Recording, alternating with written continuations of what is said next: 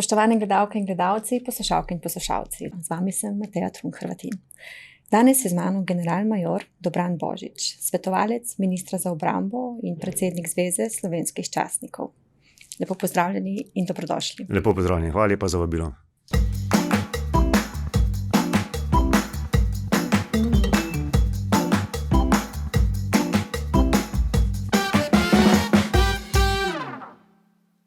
V vaši bogati karieri ste bili načelnik generalštaba Slovenske vojske, poveljevali ste domačim enotam, mednarodnim kontingentom na Kosovo in tudi v Afganistanu in izkušnje ste pa tudi nabirali kot predstavnik pri Združenih narodih in pa bili ste tudi državni sekretar na Ministrstvu za zunanje zadeve.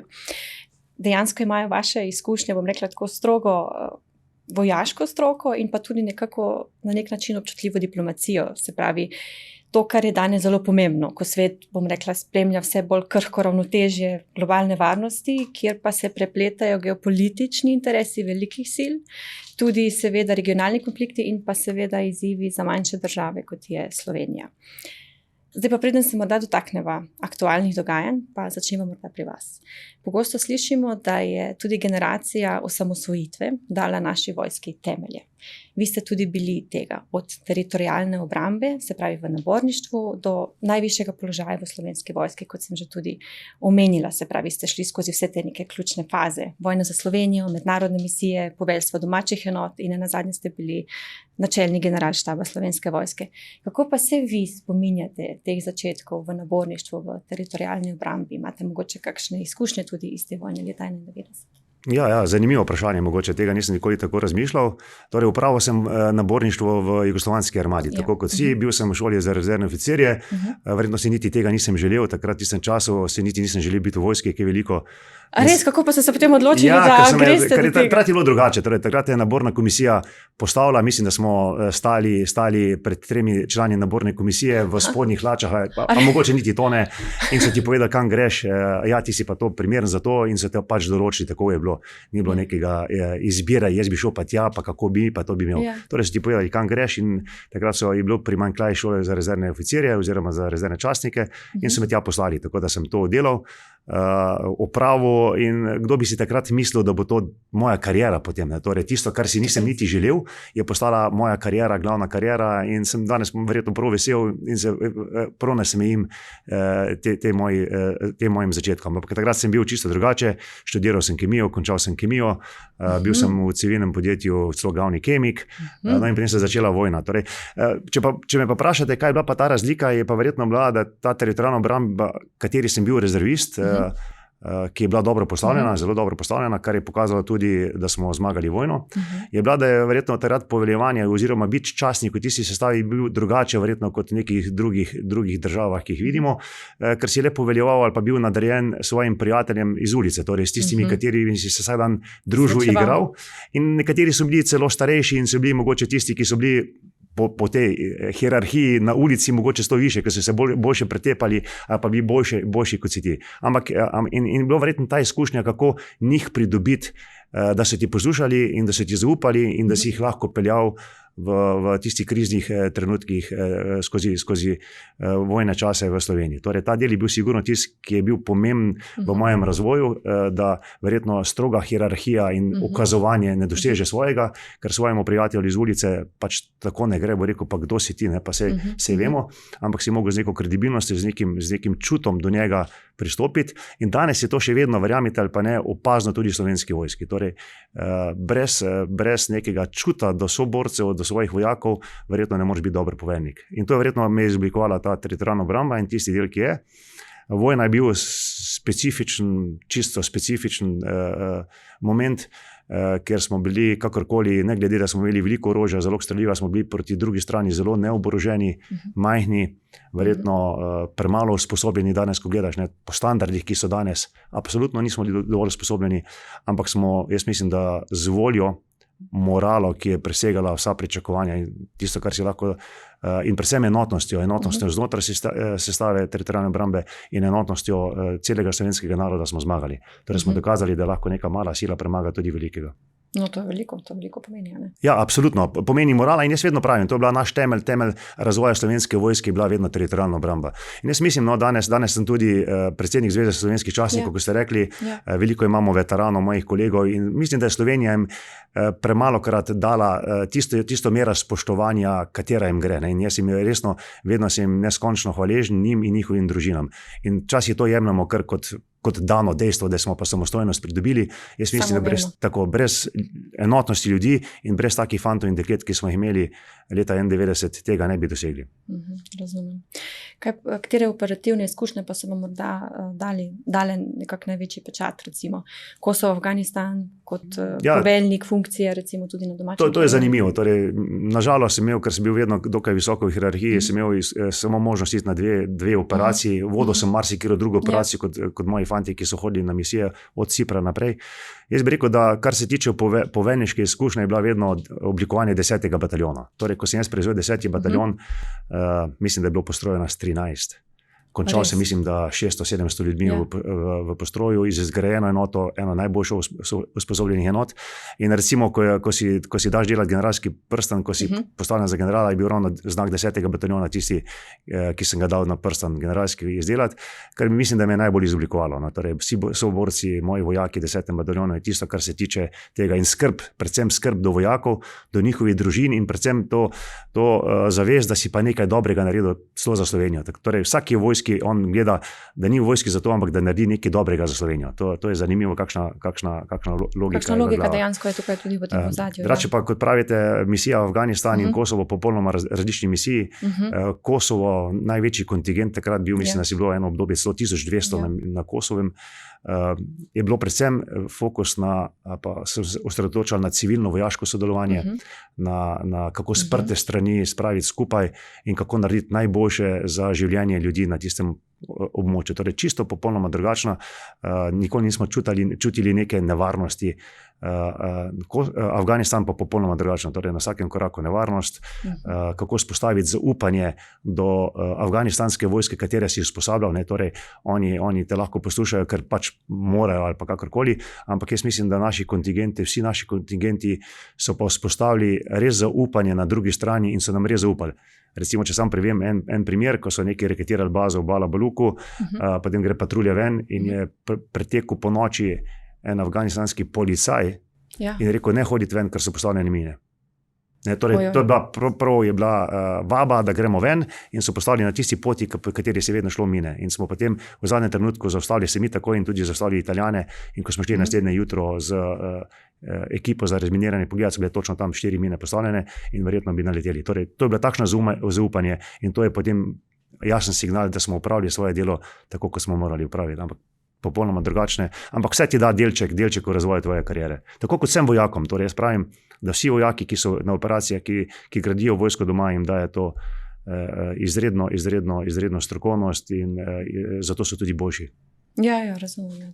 To pa zelo zanimiva izkušnja in res dobro slišati, da je bilo neko tako zaupanje oziroma da se je dalo potem dejansko rešiti življenje vaše. Absolutno. In se pravim, ko to narediš, potem veš, da si na dobri poti, ampak to ni zaradi mene. Razumem. Zaradi fantov, ki so res odlično upravili svoje delo, kontingenti pred mano in za mano. Torej, ni to zdaj samo moj kontingent bil. In jaz mislim, da je drugače, ker smo verjetno drugačni kot druge nacije. Ne? Torej, verjetno imamo ravno dosti tistega, ki znamo zadeve urediti, znamo razumeti druge nacije, nismo tisti, ki ne, to je korupcija, to pa ne more čen zahteva, pa daj mi tiste 3 puške, pa jaz jim dal pa to, ne. Recimo so naše partnerske države že sprožile preiskavo, ker je to korupcija. Jaz sem rekel, jaz razumem, da to ni pravilno, ampak mogoče pa dajmo razumeti njihovo kulturo, njihov način delovanja skozi 3000 let, pa boste videli, da mogoče je to nek normalen način delovanja, katerega oni imajo, ne. In ni to korupcija. Korupcija verjetno se dogaja krepko na višjih nivojih, katere zelo vi podpirate. Tako da smo znali razumeti, kaj se dogaja in zato so nas tudi spoštovali. Zelo lepo. Kaj pa kot načelnik generalštaba med letom 2012 in 2014, če se prav spomnim, takrat ste v bistvu poveljevali kar v enem takšnem težkem času proračunskih rezov. Kako se to, bom rekla, konkretno poznalo pri operativni pripravljenosti tudi in pa seveda tudi morali vojakov? Ja, to je bilo eno težko obdobje po mojem. No. Torej, verjetno si vsak vojak želi doseči postati načelnik generalštaba, ampak jaz, ko sem to postavil, so bili najhujši rezi. Jaz se spomnim, mislim samo, da povem za vzorec. Moj finančnik je rekel, je prišel k meni, ko smo delali ravno proračun, je rekel, če bomo dobili 430 milijonov vojska, bomo ok, ne skrbi. Če bomo dobili 340 milijonov, to je najnižji nivo, pod katerega ne moramo iti in kar je nižje, zapremo podjetje ali pa vojsko, no dobili smo 232 milijonov. To je bil tak res. To je bil konkreten res potem. To je bil konkreten res. Ja, tako je bilo pač odsekano. Načelno je bilo narejeno za plače vojakov. Samo to, da se konkretno to pokrilo, nič vlaganj. Nobene operacije, nobene vlaganj, nič. Ne? In potem smo morali s tem, smo imeli dve opcije, ali zapremo, ali preživimo. No, takrat je bilo ravno govora, da ne govorimo, da obstanemo, ampak da gremo naprej. Začeli smo spremembe, zmanjševati stroške, torej res za stroške in je treba jasno povedati, da ne, čeprav ta civilni del ministrstva za obrambo, ki je računal vse to, so rekli, to ne moramo speljati s tem številom ljudi. Mi smo imeli 7500 praktično stalne sestave in imeli smo skoraj 2500 pogodbene rezerve, nas je bilo 10.000 takrat, ne? Torej krepko več kot danes. 232 milijonov pa tega. Torej, če pogledamo, koliko danes damo za plačo, ki je krepko manj, potem boste videli, kakšni so te rezi. In načeloma, ko smo to potem naredili, verjetno takrat najbolj nepravilno, ampak sem prevzel ta riziko jaz, mi nismo nasuli na proračunske plače za november in december. Torej, na proračunu smo posili november in december, plač ni bilo. In vse, kar smo prihranili, lahko daš na plače, ker iz plač pa ne moreš dati na operativno delovanje. Če tega ne bi naredili, bi verjetno ugasnili vojsko, torej nobenega usposabljanja, nobenega streljanja, nobene operacije in tako dalje. Dejansko sploh ne bi obstajala. Ne bi obstajala, torej bi verjetno hodil v službo, se poštempljati, pa nazaj domov, brez možnosti karkoli narediti. No, torej, mi smo takrat naredili, bilo je težko, smo se mogli preoblikovati, morali smo vse tiste, ki so bliže doma, dati najbliže doma zaradi prevoznih stroškov in tako dalje. Torej, mi smo prihranili, načeloma nobenega nismo dali na cesto in smo ena izmed redkih organizacij, po mojem takrat, ki ni odpuščala ljudi, čeprav so bile ambicije na civilnem delu ministrstva, ne, da bi hoteli, so rekli, lejte, vi ne morete imeti te sestave, vaša sestava je glede na finančna sredstva v proračunu 5200. Torej, jaz sem rekel, da dokler bom načelnik, jaz nobenega vojaka ne bom odpustil, da bom prvi jaz. No in smo ohranili to in smo nekako preživeli, bi danes tako rekel, takrat tega nismo hodili govoriti.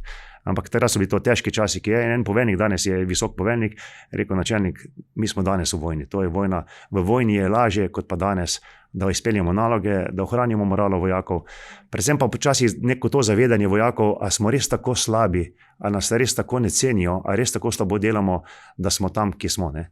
Po drugi strani pa bi bilo treba vedno razumeti politiko, pač politika je morala državo v tistem času izpeljati iz krize, ne? In smo bili to del javne uprave in del tega, ki nosi breme, ne? Verjetno specifika, ker vojak ne more samo hoditi v službo, ampak mora tudi se usposabljati, mora streljati in mora biti operativen, kar potegne določene stroške, kar ne potegne stroške na drugi javni upravi, ne? Torej, ki prihaja služba in greš domov in se to laže. Tako da ta del je bilo res, je bilo nekih prihrankov, ne veste, ko ne moreš nič kupiti, nič, svinčnika ne moreš kupiti, ne? Ko ne moreš kave kupiti, recimo nič, tako da. To je bilo tisti časi, so bili taki časi, čudni. Posebej pa se niso mogli usposabljati, recimo zato, kar so tudi hodili v službo. Tako, torej je bila specifika. Osnovno. Tako, ne, pa ne bilo še na začetku, ki porabimo denar, benzin, odkot pa benzin gledam, mislim, to sem gledal. Vidim, da recimo ena enota iz Maribora, ker nima nobenega drugega vozila in nimamo za avtobus, so mogli vojaki se peljati s Patrio, recimo takrat, na strelišču Poček, da so upravili nalogo. In se rekel, čakajte, to ne gre, ker je pa cena benzina previsoka, ne? A niso mogli dobiti avtobusa, a niso mogli dobiti kombija, ker nismo imeli kombija. Mislim, to so bile take zadeve. In potem je bilo treba nekako dati vozila le na en kup, da kdor rabi, tisti potem to vzame. To so bili, take podrobnosti. No? Tako da je bilo zelo zanimivo tisti del, ki je. Zanimivi izzivi, v bistvu, s tem ste se morali tudi takrat ukvarjati. Sem pa tudi zasledila, da ste večkrat že tako rekli, da je največja ovira za transformacijo vojske, kar vojska sama. Kaj ste dejansko s tem? Ja, to ni samo pri nas, torej vse posod. Torej, vojska je neka hierarhična organizacija, ki ima svoje tradicije, svoje norme in tako dalje. In se zaradi načina dela, torej, če gledate, ne, da gremo vojno, ne, če je vojna, ti vojaka tvojega, recimo na nižjem nivoju, pošleš, veš, da bo zelo velika verjetnost, da bo umrl. In on tudi verjetno.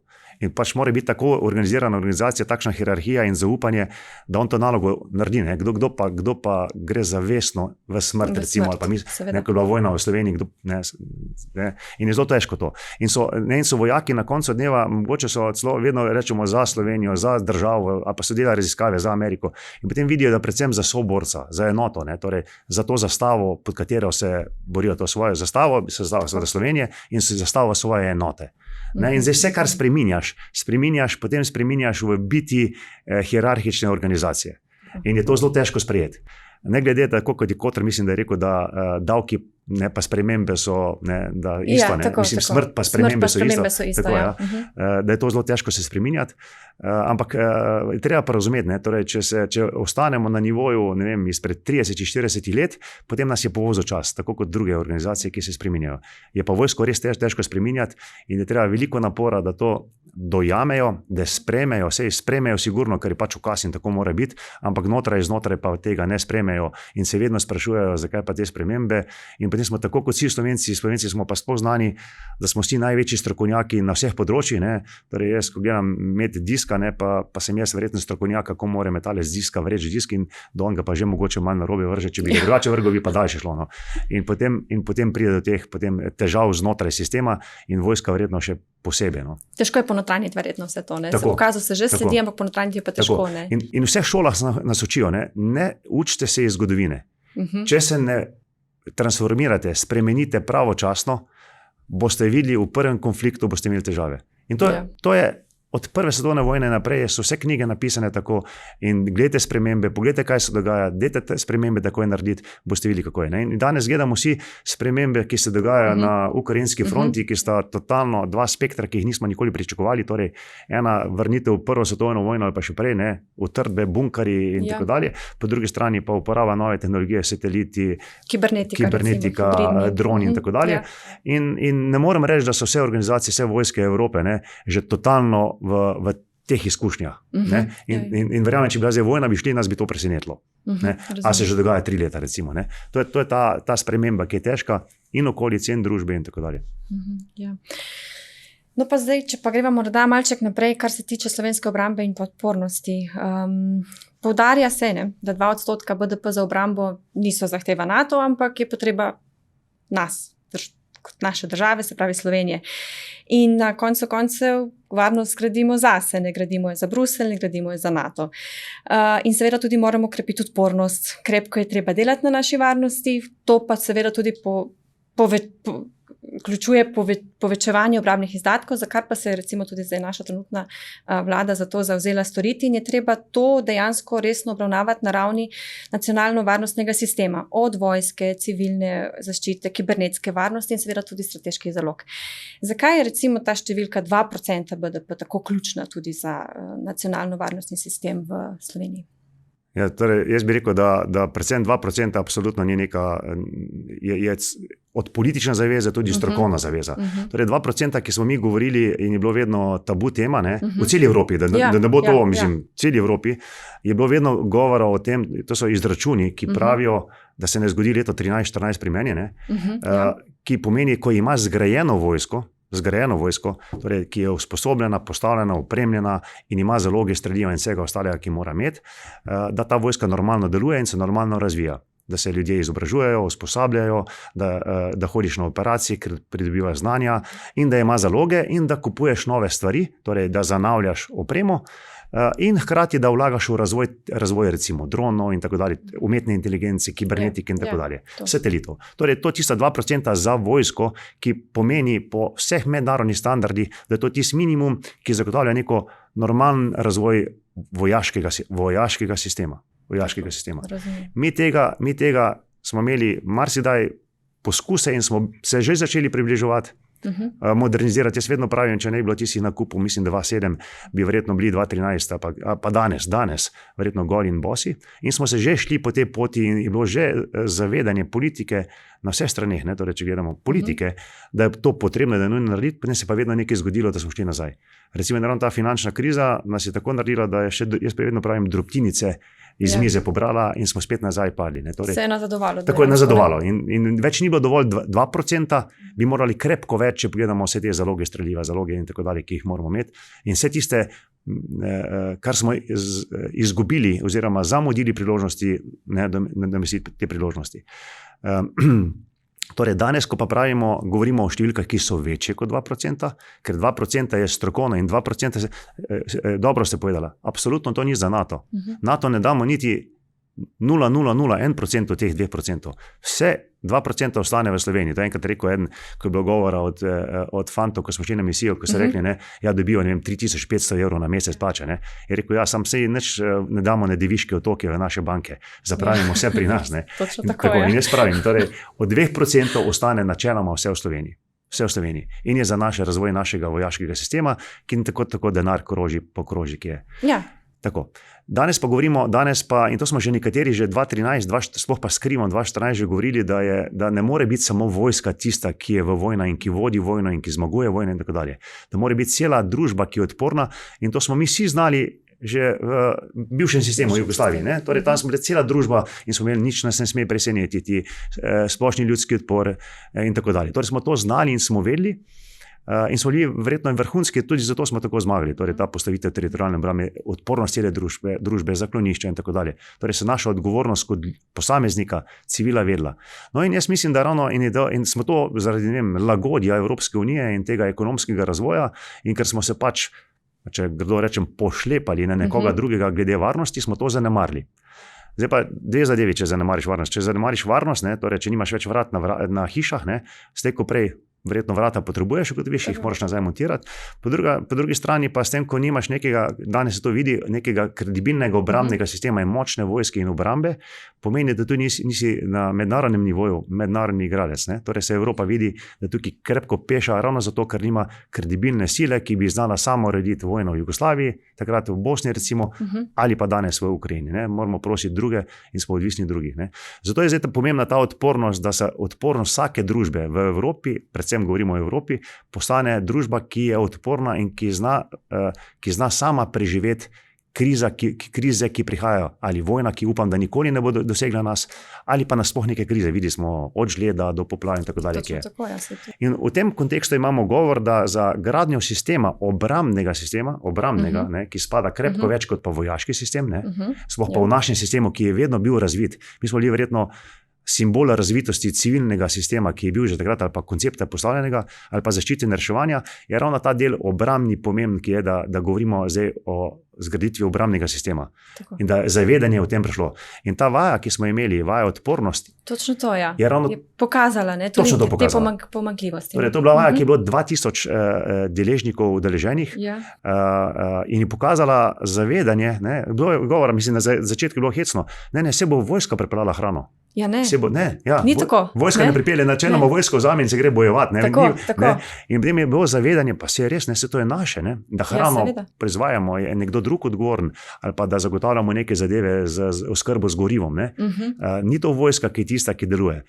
Res pa je, da lahko vojska kot strateško rezervo, ki pa pomaga skupnosti, da to boljše deluje in da to bolj organizirano, ta del, ki je. In je ta vaja odpornosti jasno pokazala, ki so vse naše prednosti glede na druge države, ki so v istem primanjkljaju in ki so še tiste slabosti, ki jih pa moramo popraviti. In zato je tudi bilo potem sprejetih 56 načrtov odprave pomanjkljivosti, 56 ukrepov, ki se zdaj izvajajo in se pripravljajo. Torej, bilo je pa vključenih v to vajo tako civilni sektor, civilna podjetja, kritična infrastruktura, vsa ministrstva, relevantna vsa ministrstva in obrambni sistem, ki je to pač vodil. In hvala Bogu, ta vaja pokazala, se ozavestila vse nas, kaj je naša vloga, ko pride do vojne, in da ni to samo naloga vojske, da to uredi in da naše naloge, torej do ostalih pa ni.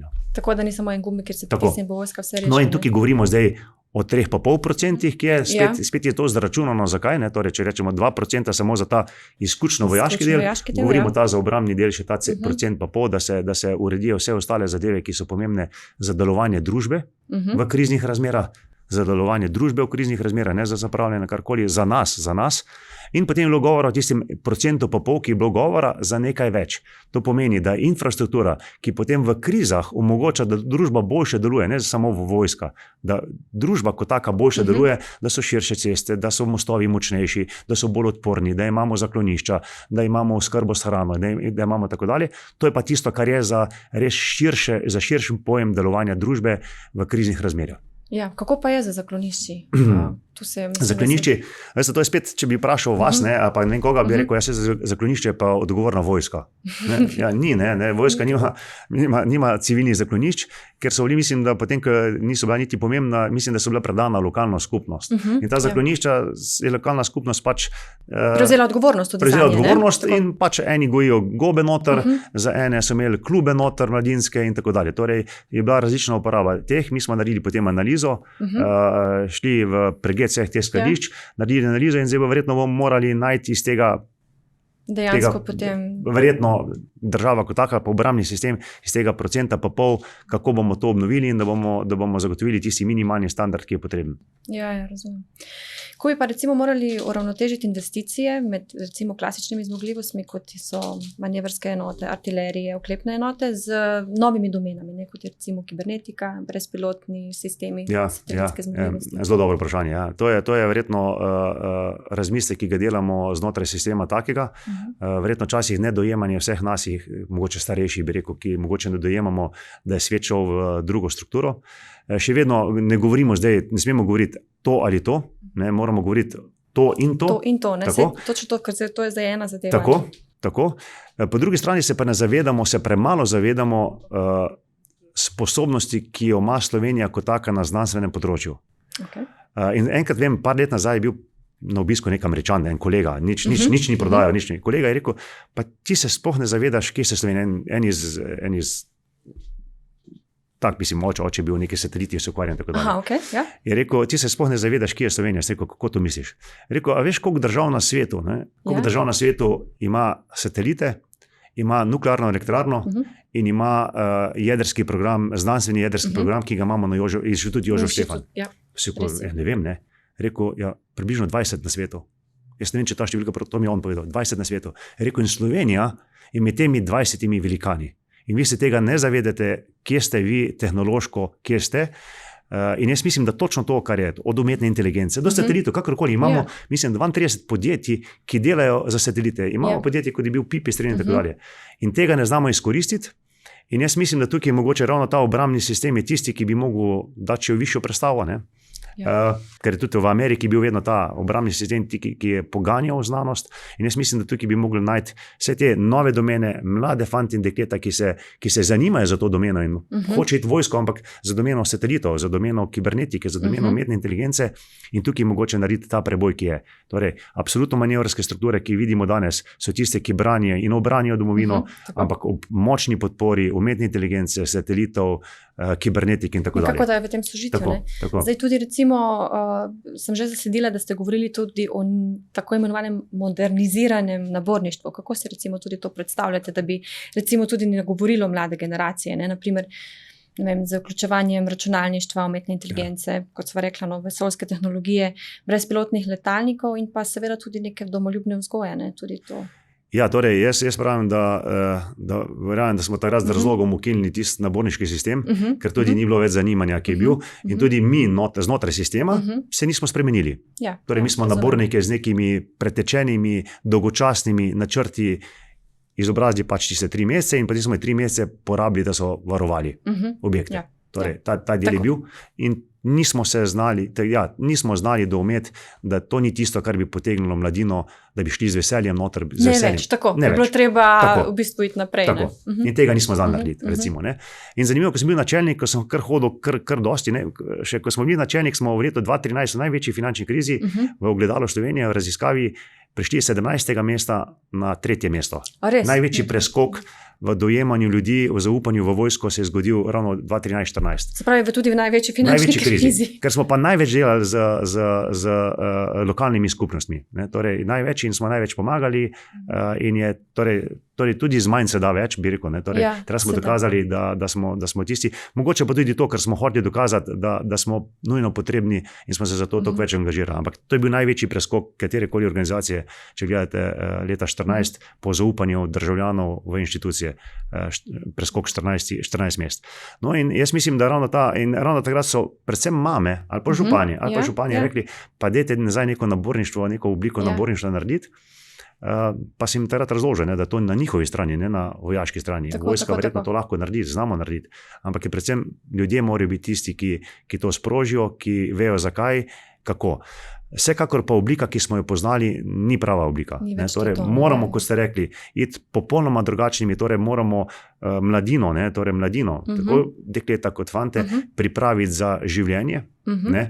In skozi neko normalno vzgojo, bi rekel, ampak predvsem z temami, kot so umetna inteligenca, računalništvo, kibernetski napadi, kako se obraniti pred tem. Mogoče, kaj pomeni finance, torej, kako upravljati s financami, kaj pomeni bančništvo mobilno in tako dalje. Torej, ves ta paket, ki je, verjetno s paketom domoljubja, s paketom verjetno predvsem prve pomoči, torej, da vsak od nas potem je usposobljen, da lahko da prvo pomoč svojemu najbližjemu doma, otroku ali staršem doma, ali pa na cesti, torej ta del. In drugi del je sigurno tam neke osnove, vojaške osnove za preživetje sebe, da znaš rokovati z orožjem, da znaš to in tako dalje. Torej ta del, ki je. Torej ta del je sigurno tisto nujno potrebno, verjetno, ki bi morali iti, ne glede na to, kar se dogaja zdaj v svetu, ker jaz mislim, da za družbo bi bilo verjetno to v redu. Ampak je demokratična družba, mora družba kot sama to prepoznati, pa reči, to pa je tisto, v kaj bi pa mogoče šli.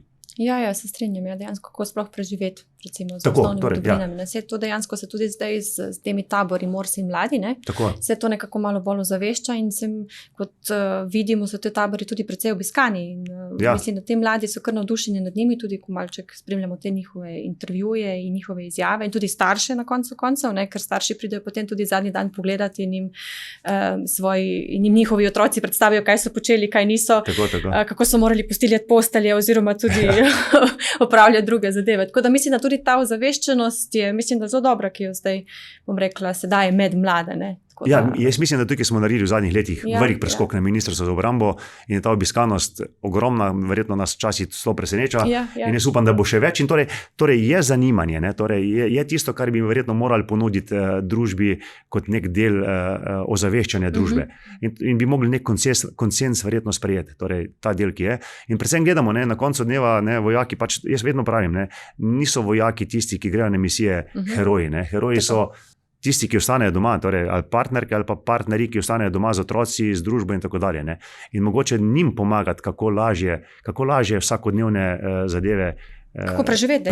Torej, od tega, da še avto pokvari, kaj pa naredi, pa če teče voda in take zadeve. Torej, neke res uporabne zadeve, ki ti pomenijo lažje življenje in se usposabljati do kibernetske obrambe, potem na koncu in tako dalje. Se pravi, vi ste bili tudi poveljnik, in dejansko kot poveljnik ste morali večkrat si predstavljam sprejemati težke in hitre odločitve.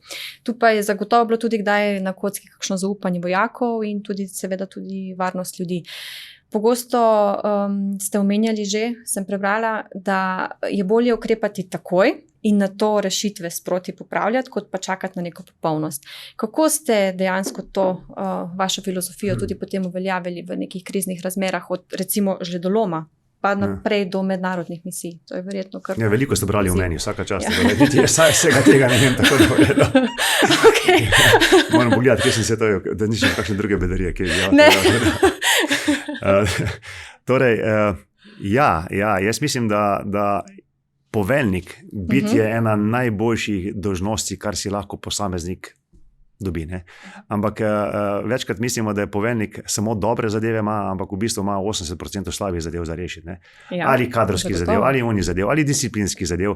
In potem je najhujše to, ker moraš ravno tistega tvojega najboljšega vojaka, pa je kakšno malo bedarija naredil, pa ga moraš kaznovati za primer drugim. In potem moraš biti do njega še bolj strog, kot drugi, da reče, vidi, se mu je popustil.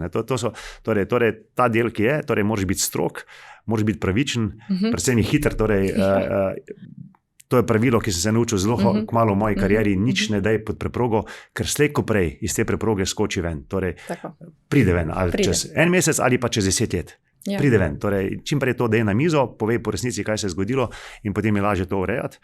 Po drugi strani je pa ta največja odgovornost do soborce. Torej, tako kot je bila finančna kriza, da soborci, meni je en vojak rekel, jaz sem tako srečen, da ste bili, jaz sem vedel, da bom imel službo, moja žena je izgubila službo in z mojo plačo 850 € je družina preživela to finančno krizo. Če bi še jaz izgubil službo, jaz ne vem, kako bi petega šli. Vedeli smo, da si kaj veliko ne moremo privoščiti, ampak smo preživeli ta del.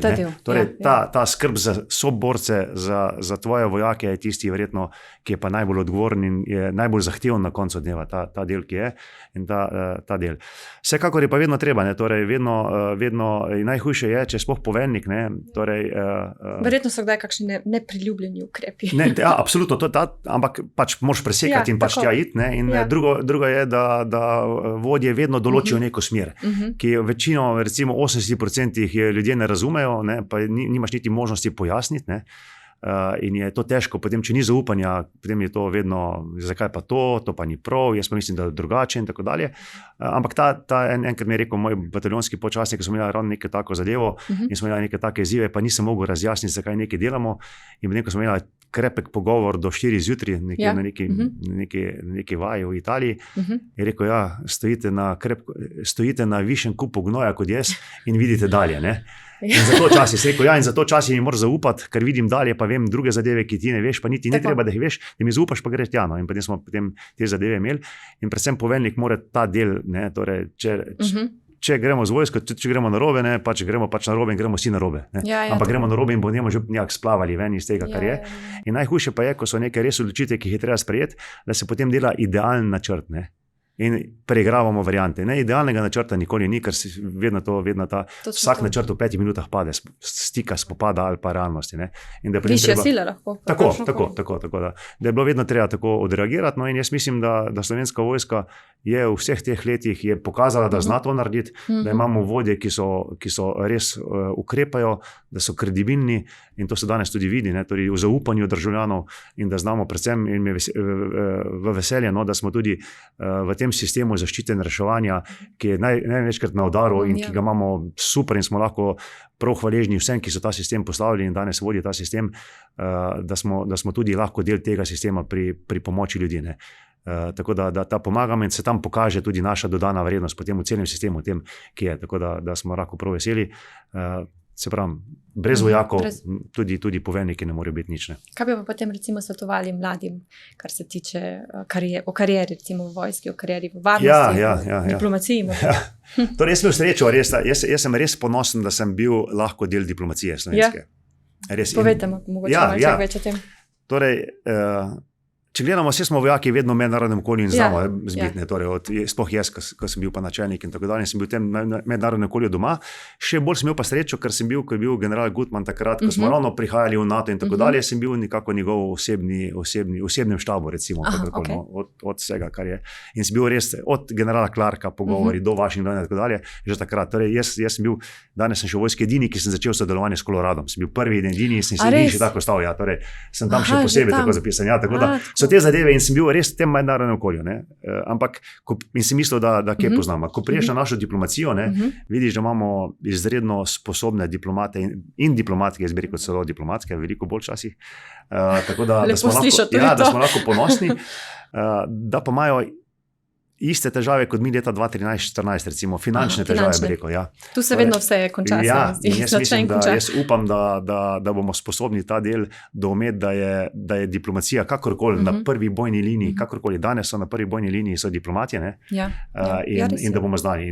In je izredno zanimiv poklic, super poklic, tako da vsak, jaz gledam, oba poklica sem v moji karieri res dal, ta vojaški poklic in potem ta diplomatski poklic, ki je res, oba sta lepa poklica in dober razvoj v obeh sistemih.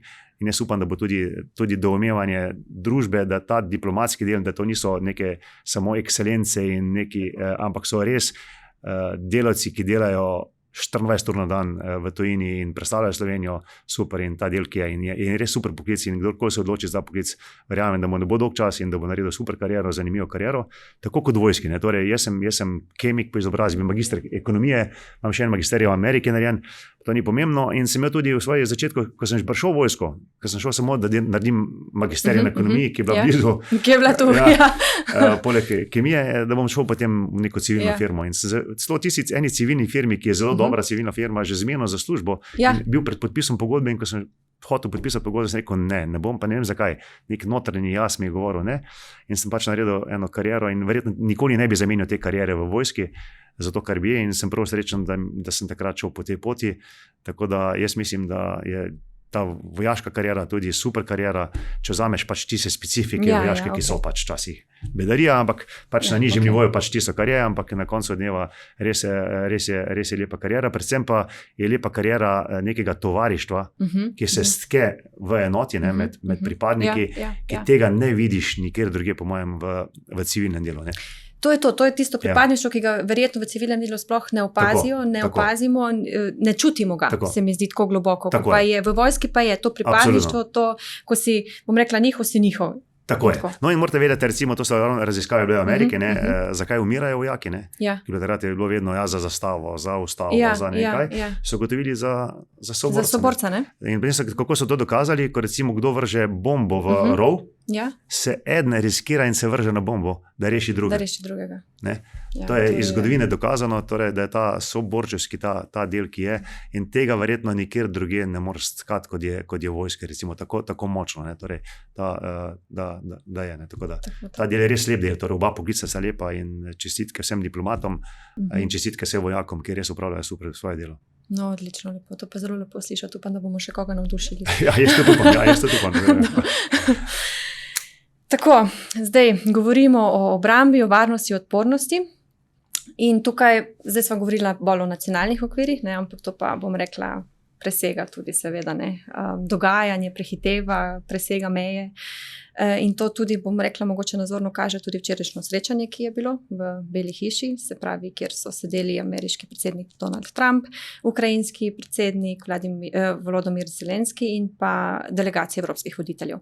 Zdaj srečanje je potekalo tudi nekaj dni po Trumpovih pogovorih z Putinom in nekateri ga tudi razumejo kot neko točko preloma skoraj. Ne? In glavna tema pogovorov v Beli hiši so bili seveda prekinitev spopadov, varnostna jamstva in pa seveda ozemeljska koncesija. In Trump je že pred srečanjem tudi javno izrazil prepričanje, da lahko Zelenski konča vojno, če se seveda odpove vstopu v NATO in pa tudi, da se zavrne Krim. Putin je pa seveda še tudi omenjal še vrnitev Donbasa. Kar je pa seveda tudi nekako v nasprotju s Kijevem, ki vztraja, da Rusija v bistvu na nek način ne sme biti nagrajena skoraj za svojo agresijo. Ne? In ko Trump reče, da je tudi Rusija velika sila in da mora nekako Ukrajina popustiti, pravzaprav nekako prevzame tudi rusko logiko in posledice so pa seveda lahko širše, ne? Ker če to postane nek precedens, se lahko potem tudi drugim majhnim državam v Evropi zgodi kaj takega. In kako vi gledate mogoče na to dinamiko? Je mogoče razumeti, da se ZDA in Evropa vračajo k neki logiki velikih sil? Je bil to mogoče korak k miru ali bolj k začrtanju nekih novih razmejitev vpliva med ZDA, Rusijo in pa Evropo? Ja, dobro vprašanje, težko vprašanje. Torej, to so težko vprašanje, ki po mojem totalno preoblikujejo svet, ki smo ga poznali 10 let nazaj. In jaz mislim, pa da se vrnemo na našo diplomacijo, mislim, da je ravno na Bledu v strateškem forumu, je bilo par let nazaj, po mojem 3 ali 4 leta nazaj, je bila ravno tema rule of law ali pa rule of power. Torej, ravno, ali imamo tam mednarodne zaveze in tisto, kar je, kako smo živeli po drugi svetovni vojni in da to bilo nedopustno, ali bo zdaj prevladala moč posameznih držav. In trati bilo ravno govora, ali pa rečemo, da prihajamo v svet, pa trati ni bilo tretjega, da prihajamo v svet, ker se pač 3 velike države zmenijo, kako bo. In če reče pač ta del ozemlja te države je normalno, da je od tiste države, kaj si pa vi greste, tako mora biti, ne? Potem sploh ni neke moči te države, da bi karkoli lahko odločala oziroma se zavzemala za svoje ozemlje. Točno to. In to, ko se je začela vojna v Ukrajini, torej, smo ravno to je bila največja tema. Torej, ali je dopustno pustiti tak način posega v suverenost neke države, ne glede z izgovori in tako dalje, ali ne. Torej, to so bile priznane meje neke države, ki je bila priznana, samostojna, določena meje, določene Združenimi narodi, ali je možno posegati in spreminjati meje na ta način. Ali je možno, eni estonski načelnik je leta 2014 rekel, ali je možno biti na tak način najboljši peacekeeper, najboljši peacekeeper. Ni to tisti, ki vzame del države in jo zadrži za sebe, take peace and keep it. Tako, ali bo ta način prevladal. Vzameš kos in ga pač zadržiš in ti si najboljši peacekeeper. Torej, ta del, ki je. To je ta del. In Slovenija, zgodovinsko gledano, ko ena reče, se je 1000 let nazaj, je pa to bilo naše. Tako, se je to ravno. Kdo lahko pride pa reče, to pa je bilo takrat naše. Pa se res, Jaz poznam ene sosede, ki so rekli, pa se je to 3000 let, vse naše bilo tam dol, cel ta del je bil naš. Sam zadnjih 70 let ni, Zdaj pa kaj se vi greste, se morate razumeti, pa se to naše, tako reče, se to naše, zdaj se to bo naše. Tako da je treba dometi, da prihajamo v to dobo, ko je to. In zakaj zdaj spet odpornost pomembna, pa 5%, pa 3%, ravno zaradi tega. Ravno zaradi tega, ker prihajamo v dobo, ki nismo mi naredili. Ni Evropska unija kot taka naredila, niti Slovenija ni naredila, ampak tukaj smo, tukaj zdaj. Ali smo krivi? Po mojem smo tudi krivi. Če bi bila Evropska unija kot taka dala veliko več na varnost in obrambni sistem in bila veliko bolj zgrajena, bi verjetno tudi bila večja teža v mednarodni politiki in tudi verjetno si nekdo takih izletov ne bi dovolil. Ker pa nismo bili, ker je Nemčija rekla, mi namenjamo 1,2% za obrambo, ne bomo več, kam je to damo, smo verjetno tam in tudi mi in Francija in vsi ostali smo tam, kjer smo danes. In je bistvo, da se zgradimo nazaj obrambne sisteme, ker je to edina oblika odvračanja, da se to dogodi tudi z nami. To je ena zadeva. Druga zadeva, druga zadeva je, zakaj je pomembno, da smo v Evropski uniji in NATO. Po mojem. Ker običajno, če si v Evropski uniji in NATO, potem te države, ki so v taki organizaciji, nimajo nekih odprtih sporov ali pa drugače rešujejo te spore kot z vojno. Je to pomembno, torej sploh pa pomembno za male države. In mala država, ne glede, da imamo manjši glas, mogoče, si imamo enakopravnega, ampak imamo svoj glas in lahko povemo, in imamo svoje zaveznike tudi znotraj Evropske unije ali pa znotraj NATO, ker se oblikuje posebne skupine. Mi smo kar vedno, diplomacija nas je pripravila v društvo dobrih v Evropski uniji, dobrih držav, tako da smo tam kar dobro postavljeni. Kar se pa tiče tega zdaj, kar se dogaja, je pa ste točno 3 teme povedali, ki so pomembne. Torej, ali je dopustno, da se danes pogovarjamo, da bo šel Donbas in še ta četrtina, ki ga držijo. Ne vem, ali je to sprejemljivo ali ne. Torej, to ozemlje, ki si bi moglo, to je de facto, to je linija, ki je. Zdaj, cilj naše Evropske unije je verjetno, da se vrnemo na izhodišče izpred 2014 ali pa 2022. Zdaj pa to, ali je to realno ali ne, ne vem. Torej, ali se bo Rusija kadarkoli vrnila, jaz mislim, da to danes pričakovati je nerealno. Torej, to je zdaj tisto, kar je. Druga zadeva, govori predsednik Trump o miru. O miru, tako. Je rekel, zdaj mislim, da idemo neha zgubljati čas, idemo se pogovarjati o miru in je. Medtem ko evropski voditelji, kar je pa zelo pomembno, da se Evropa pa res poenotila. In danes je prvič po dolgem času bilo videti, da je pa prišla poenotena, kot da bi brali iste zapiske. Iste zapiske za mizo v Beli hiši in so dali jasno, močno sporočilo predsedniku Trumpu, kaj so pa meje in kaj je za njih sprejemljivo in kaj ne. Torej, in tudi predsednik Trump, mislim, da jih je vse prvič nekako bolj kot ne tudi poslušal. In tukaj se vidi dobro nemška usklajenost, francoska usklajenost, so bili dovolj dobro usklajeni in so jasno povedali. So nastopili kot prava skupina. Tako, prava skupina. Torej, bilo je pa govora, ali že takoj prekinitev spopadov. In Evropa si to želi, normalno, da je čim manj mrtvih. Milijon mrtvih je že na eni mrtvih oziroma ranjenih na eni in drugi strani. Milijon, mislim, ali ne, torej za nas je. Vsekakor predsedniku Putinu to ni v interesu. On je tudi na fronti pokazal, da lahko z določenimi preboji pridobi še več ozemlja. In mu ni interesu, to je jasno pokazal, da ni interesu in da se prekine spopad, ker normalno pa obe strani, če se prekinite spopada, se bojo regrupirali, se bojo obnovili, linije se bojo trdile in normalno na vsej ruski strani to ni, ker absolutno predsednik Putin verjetno še ni dosegel minimalnega svojega cilja v prvi fazi. Tretja zadeva, ki je pa zelo pomembna, so pa jamstva. Jamstva. Torej, Ukrajina je že dobila jamstva ogromno. 30 let nazaj, ne. Tako, seveda. Ker jim je ravno Rusija zagotavljala če bojo prodali nuklearno orožje. To je ta memorandum iz Budimpešte, ne? To je bilo tako. Minsk, mislim, ne? V redu. V glavnem so jim dali jamstva, da jih ne bodo napadali. Tako. In kaj se je zgodilo, vidimo, kje smo. No, ta jamstva so pa drugačna. Torej, zdaj je treba se vprašati, kaj Evropa pa lahko ponudi za ta jamstva. Torej, meja, ta odprta meja, ki je dolga 1000 km. To ni tam ena brigada, 2000 ljudi. Ne? Torej, tam, če gledate na fronti, je 250 000 ljudi na fronti. Ne? Ja, seveda. To je številka, ki je Evropa danes ne more dati, niti zdržovati. To je ena zadeva. Druga zadeva je, da je predsednik Macron lepo povedal, mi želimo, da ima Ukrajina kredibilno in močno vojsko. Tako, da je to največji garant za mir. Predsednik Putin je drugače rekel, ne, Ukrajina ima minimum simbolično vojsko. Torej, zdaj, kje je ta? Mi pravimo, da bo Evropa del NATO, tam evropske sile. Predsednik Putin ni najbolj zadovoljen s tem, on pravi, ne, to bo neka sestava drugačna, če sem jaz prav razumel, in bi tudi Kitajska in Rusija bila del zagotovil, kar smo videli. Torej, in je veto tam, torej, če mi napademo in če damo veto, da je to ok, je pač to ok.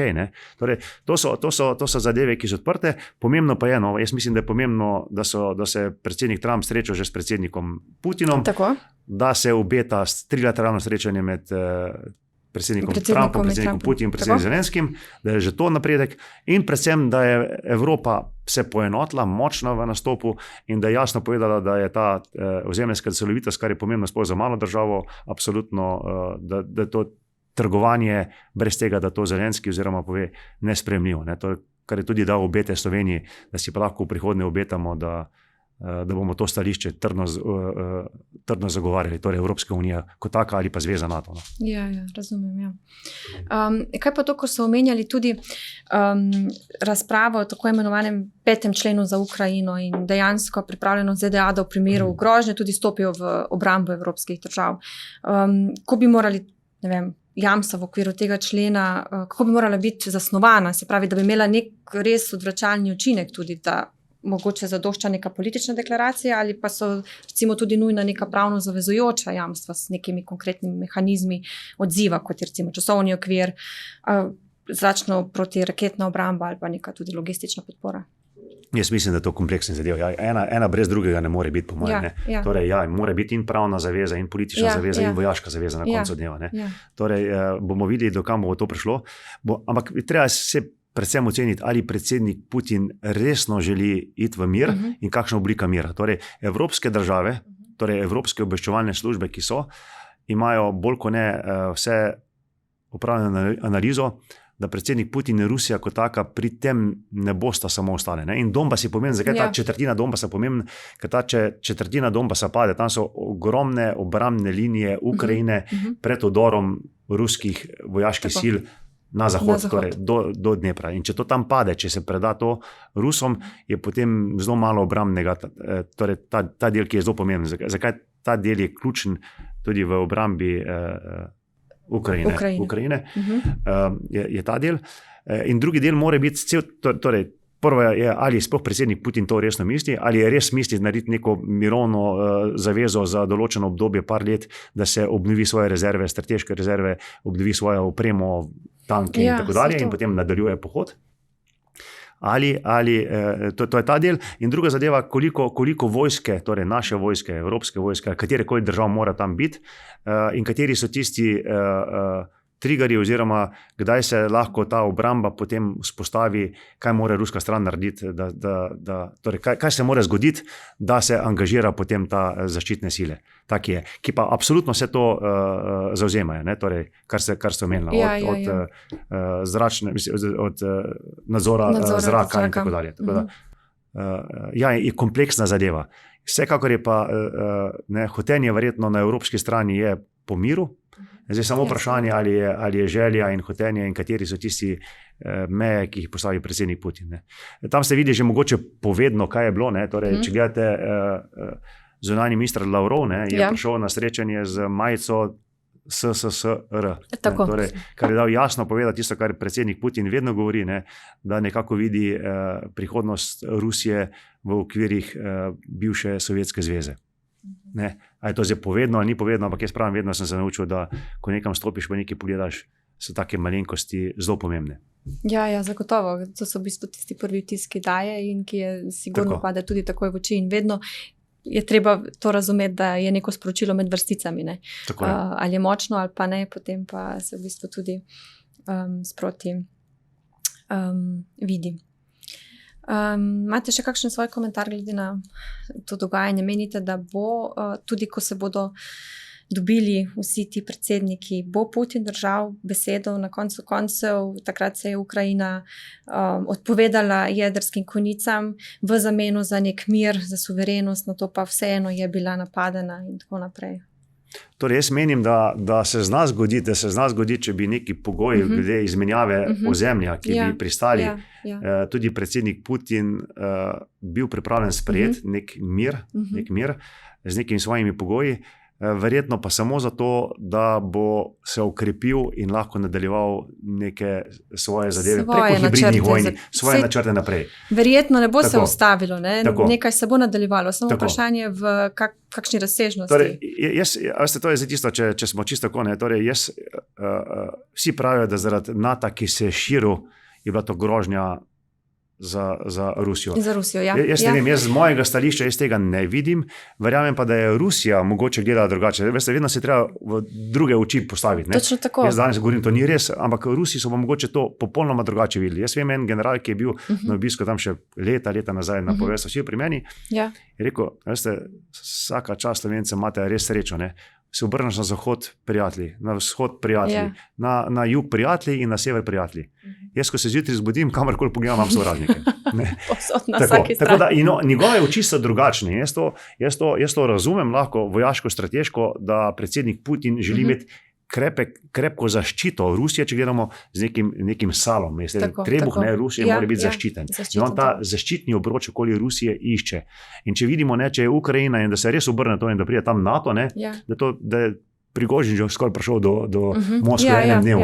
Torej, je bila ta grožnja, ki je bila postavljena. Torej, res pa je, da je NATO res delo, z njimi smo imeli strateško partnerstvo, edina država na svetu, s katerim smo imeli strateško partnerstvo. Jaz sem z generalom Gerasimom sedel skupaj na sestankih čodov, ko smo bili oni poklicani in ni bil zraven. Mislim, mi smo se pogovarjali, mi smo res mislili, da imamo neko komunikacijo, ki očitno smo narobe ocenili, da za njih ni bila dovolj dobra in da je bila, ne glede na to, kar smo imeli, da je bila grožnja. Zdaj pa, jaz sem imel ravno kolegico, ki je rekla, se je mogoče to treba razumeti, ker jih pa mogoče nikoli nismo dali enakopravnega statusa, enakopravno obravnavali. Smo jih vedno obravnavali kot nekoga, ki pride zraven mize, a Rusija, če gledamo 12 časovnih, pa so imajo največja država na svetu in mogoče ni bilo nekaj takega. Eni zelo pravijo, da je bilo tam pri predsedniku Putinu se spremenilo, ki je bil nek summit G20 in je bilo samo kitajski govora, z njim pa noben se niti pogovarjal, ni bil tam sam za mizo sedel in tam je bil se razjezil in rekel, boste, mislim, se počuti ogroženega. Ogroženega, pa Rusija pa res več kot to, boste že videli. In tako da in ljudem mogoče videti, da je pa tudi grožnja za Rusijo kot tako. Torej, verjetno včasih treba to razumeti, ampak vsekakor se pa ni upravičila za to, kar se zdaj dogaja in na način, ki se je zdaj šel. To ni upravičila. Res pa je, da je predsednik Putin dosegel, vsak dan je na mizi. Ja, to pa danes se vsak dan pogovarjamo. Torej, 10 let nazaj vem, da je bil pogovor v Rusiji, pa smo kar zašli v diplomati na Kitajsko, tretje in tako dalje. Danes smo pa vsak dan je Rusija in tista, ki je in je najmanj, kar je to na mizi vsak dan. Veliki igralec, ki je na mizi in v katerem se absolutno je postal veliki igralec nazaj. Največji. Tako da. In če se danes ozremo recimo z distance, kako naj Slovenija v tem svetu od Ukrajine do Bližnjega vzhoda in do Pacifika gradi neko svojo odpornost in tudi neko mogoče kredibilnost znotraj zavezništva, glede na vse? Ja, jaz mislim, da absolutno je tisto, kar so zaveze, je treba zaveze spoštovati, ampak spet govorim, ni zaveza, da bomo nekaj dali nekomu, zaveza je, da se bomo mi postavili tako. Za nas. Mogoče rečemo, mi smo zdaj nogometni klub postavimo in so neka pravila. Na zelenici potrebujete kopačke, tam v dvorani pa potrebujete copate. Za nogomet, vemo, kakšne so dvoranske copate. In rabite drese in tako dalje. In mi pridemo s kopačkami v dvorano, ker pač nimamo, ne spoštujemo tega in ne vem, me zanima, kako bi že v klubu to rekli, oziroma tisti, ki delovnico, da bi rekel, s tem pa ne moreš noter. Ne. Torej neke zaveze, če greš v nek klub, pa če si neki, pa dobiš od tega nekaj dobiš, ne. Torej v Evropski uniji ogromno dobimo, ne. Pa se tega niti ne zavedamo, ne. Evropska unija je nek boljši projekt, kar jih je bilo. Ne. In bodimo pošteni igralec in dajmo te zaveze, ki jih izpolnjuje tudi drugi, tudi mi izpolniti. Ne. Torej, če se zavežemo in da to pomeni večja odpornost cele Evrope, da bo mir v Evropi, da bojo naši otroci imeli isto tisto, kar sem imel jaz. Torej mi in vsak dan nekaj boljšega, potem se velja to potruditi in to razumeti. Ne? Torej to razumeti, zakaj je tako. Vse to se ne izmišljujemo kar tako v nekih številkah. In jaz mislim, da je bistvenega pomena odpornost, torej odpornost družbe, obrambna odpornost, vojaška odpornost. In da ko se to sešteje na nivoju Evropske unije, potem smo res kredibilna, močna skupnost najbolj razvitih držav na svetu. Ne. Torej, da smo pa najbolj razviti, pa še vedno vidijo, ne, torej vsak hoče priti k nam. Noben noče v Rusijo iti ali pa noče na Kitajsko iti živeti. Ne. Vsi te imigranti želijo priti v Evropo in se vidi, kakšno moč imamo in kje smo, in verjetno na tem je treba graditi. No, ta odpornost in se držati zavez, ki smo si dali sami sebi. Ne. Ta zaveza, ki smo jo dali, je zaveza sami sebi. Ne. In s tem gradimo politično kredibilnost našo in gradimo Evropsko unijo, torej ta člen, ki je. Imate še karkoli drugega za... Ne, hvala lepa in upam, da zgradimo to močno Evropsko unijo in da ta Evropska unija in NATO ostaneta takšna, kot so, in da bo res naši otroci, za naše otroke, jaz sem že recimo preživeti. Mi smo že skoraj preživeti, jaz sem pa sigurno preživeti, ampak kakorkoli je za otroke tisto pomembno, ta del, ki je, in gradimo ta del, ki je. Torej, če gledamo, kaj naši otroci danes doživljajo v Evropski uniji, od Erasma do odprtih mej, do potovanja, do razcveta Evropske unije, da tega nikoli ni bilo in dajmo ohraniti to, kar so naši dedje in na čemer stoji Evropska unija in zveza NATO. Torej, tudi za zveze NATO smo pa vsekakor varni, ampak dajmo prispevati ta naš delež, ki smo ga obljubili za sebe. Torej, zgradimo svoj sistem za naš denar in za boljšo prihodnost. Za boljšo prihodnost otrok, tako, sigurno. Najlepša hvala, general Major Božič, da ste se mi danes pridružili, da sva lepo poklepetala in seveda za vaš čas. Drage poslušalke in poslušalci, gledalke in gledalci, ne pozabite, ostanite vedoželjni, bodite informirani. Do naslednjič. Lepo zdrav, hvala lepa.